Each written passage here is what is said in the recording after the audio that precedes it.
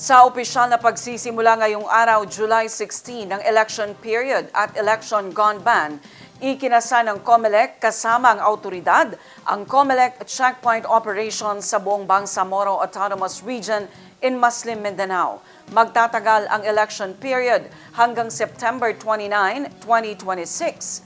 Ang COMELEC checkpoint operations ay bahagi ng pagtitiyak ng autoridad ng ligtas, mapayapa at maayos na halalan. Narito ang News Now. Alas 6 ng umaga kanina, buong pwersang nag-ikot ang PNP, AFP at iba pang law enforcement agency kasama ang COMELEC sa paggasa ng checkpoint operations. Dito sa Cotabato City, unang tinungo ng COMELEC, PNP at AFP ang intersection ng Mother Tamuntaka at Kalanganan. Ang hakbang ay hudyat ng opisyal na pagsisimula ng election period at gun ban ngayong araw, July 16, na magtatagal hanggang September 29, 2026. July 16, 2026 at pagpasok nito at 12 o'clock is nag-start na yung ating election period o ang tinatawag natin na gun ban. Sa mga time na ito, pinagbabawal ang carrying and bearing of firearms, outside of residence and in any public places. Pinagbabawal din ang pag-engage ng security personnel sa mga oras na ito. Yes, from July 16 until September 29, ito yung gun ban period. Inaasahan natin na mapanatili ang seguridad para magkaroon tayo ng peaceful and orderly election dito sa first Bangsamoro parliamentary election sa September 14, 2026.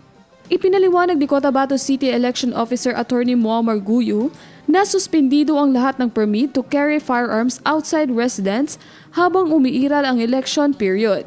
Anya, tanging ang mga may Certificate of Authority mula sa COMELEC ang papayagang magdala ng baril at maaari itong i-apply online sa pamamagitan ng opisyal na website ng komisyon. During this period, suspended ang mga permit to carry sa mga oras na ito, except pwede kang magdala kapag mayroon kang Certificate of Authority galing sa COMELEC. Sa mga may gustong mag-apply, online lang man po ang pag-a-apply ng ating Certificate of Authority. Pumunta lamang tayo sa website ng COMELEC, tapos i-click yung logo na gun ban, tapos online lahat ang pagsasubmit nito para ma-issuehan tayo ng tinatawag nating Certificate of Authority galing sa Gun Ban and Security Concerns Committee. Samantala, tiniyak naman ng Cotabato City Police Office na sapat ang inilatag na puwersa para sa seguridad ng lungsod sa pagsisimula ng election period. Ayon kay Cotabato City Director Police Colonel Jimin Bungkayaw, katuwang ng PNP ang Philippine Marines at iba pang security forces sa pagpapatupad ng mga checkpoint at iba pang election security operations.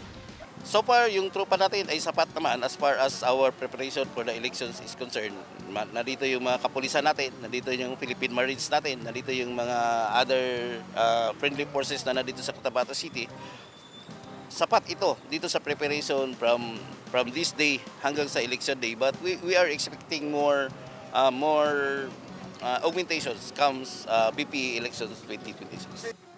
Ayon pa kay Bungkayaw, magkakaroon ng simultaneous checkpoint operations araw-araw hanggang sa araw ng halalan sa iba't ibang bahagi ng lungsod.